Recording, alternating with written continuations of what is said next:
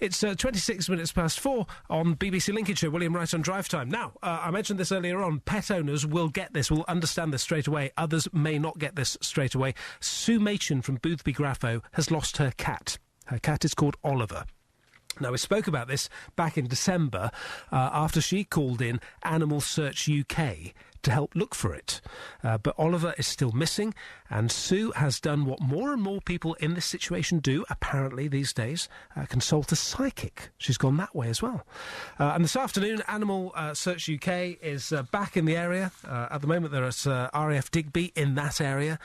Tom Watkins is from that organisation. Tom, just to explain what you do, what are you planning to do here over the next few days? Okay, William, thank you. Yeah, what we're trying to do and achieve over the next 2 or 3 days is to raise awareness that Oliver's still missing with families in the Lincolnshire area, and basically encourage them to come forward if they know of anyone that adopted a cat back in October that looks like Oliver, anything they've heard on the grapevine about what could have happened to Oliver.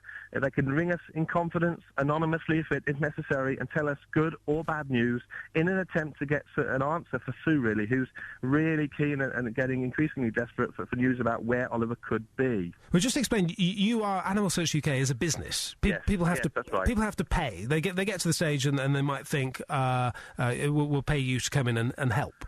Yes, yeah. I mean, our website, which is used by about 1,000 people each month to display and advertise a missing or found pet, is free of charge.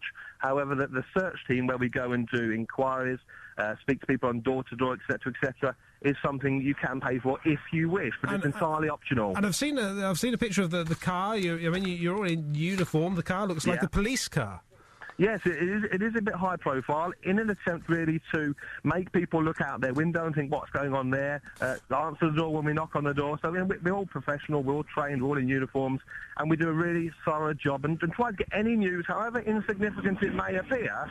Someone might just say, I saw a cat like that last week, and in fact, what we're saying to people is if they see a photo or a cat like Oliver, grab a photo on their mobile phone or their camera, and then we can go round, as we did this morning, to a house in Navenby and look at the photo of the cat that's been seen. Now, there is a look-alike to Oliver in Navenby, which is remarkable. We've seen the photo this morning as a result of our inquiries last night, and it's not the cat. But there's 3 things we're asking people to remember. Oliver, whose photo, as it happens, you can actually see in tomorrow's Lincolnshire Echo newspaper, has got a patch of tabby fur on his right eye. So we're saying to people, remember the 3 R's. If it's on his right eye, then it's the right cat, and ring us, please. 3 R's. I'm trying to work out, and don't take this the wrong way at all, the service you offer, I'm trying to work out whether it's good because people need you, or whether it's... For some people, they're going to be in a very distressed state, and we don't know what's happened to Oliver in this case. Yeah. And I just, are you preying on people in that distressed state and getting them to hand over money when actually nothing might come of it at the end?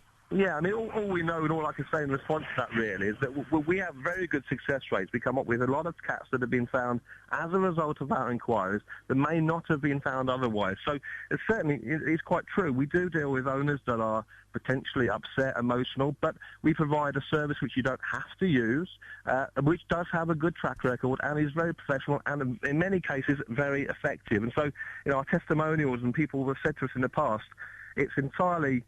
our inquiries that found their pet, whether it be our posters, our leaflets. And one thing we can stress to people is that instead of ringing an owner and saying, look, I knocked over your cat last week, which is awful news to have to deliver, we offer people the opportunity to ring us independently, free of charge, anonymously, on our free phone number, and say to us... And you'll break the news. OK. Well, just tell me briefly about the psychic involved here, because Sue went to see a psychic, I understand, and she gave some clues. She thinks she knows where Oliver the cat is. Yeah. I mean, the psychic. I've got Sue with me now. She just said something to me about your last comment about the, preying on people. She was quite concerned that she wanted us to stress. She couldn't have done what we've done without us. She's on her own, struggling to cope with Oliver's disappearance. So she wanted me to stress to you that it's entirely something that she asked us to do, and we're happy to help. Yes, so. and I hope you understand. I'm not asking in this case. No, that's fine. I just wonder whether some people might think that just hearing generally, not necessarily in this case. But Sue did go and see a psychic, didn't she? Yes, she did, and the psychic said to her, the most recent and relevant news is that Oliver may be with a family who are unaware he's actually missing. Now, if that is the case, the more families we can reach out to and tell that they should look at his photo in the Lincolnshire Echo, the better, or on our website, which is animalsearchuk.co.uk. So the psychic has said he is alive and well, somewhere with a family, and another psychic in India, on the other side of the world, is looking at his photo as we speak. Today was sent a photo to India to try and get a response from that psychic, or that better. And you say more people who are going through this, who have lost a pet, are going down this route, are consulting psychics. Absolutely. I was very sceptical. I thought it was a load of rubbish, to be honest, if I'm very honest with you. But now, increasingly, the information we're getting from people is turning out to be accurate, relevant, and sometimes has a direct impact on what we do and the result that we achieve. So, yeah, it's remarkable how, whether it's coincidence or whether there is something to it, we don't know at the moment. But I'm becoming less of a sceptic and a cynic and more of a believer, to be honest. That's interesting. Tom, thank you very much. Thanks for talking to us. You're welcome. And you mentioned the website, and you mentioned the photo is going to be in the Lincolnshire Echo tomorrow as well. Okay, thank you very much. Tom Watkins from Animal Search UK, which is a business, but apparently, people who've got to the stage where they can't do anything else and they think, well, how on earth can I find my pet? Then they can buy them in, and they'll come in their vehicle, which looks like a police car, and they'll go around the county. They're here for a few days at the moment, trying to find Oliver the cat that went missing from Boothby Grafo. It's just gone 4:30 now. BBC Lincolnshire.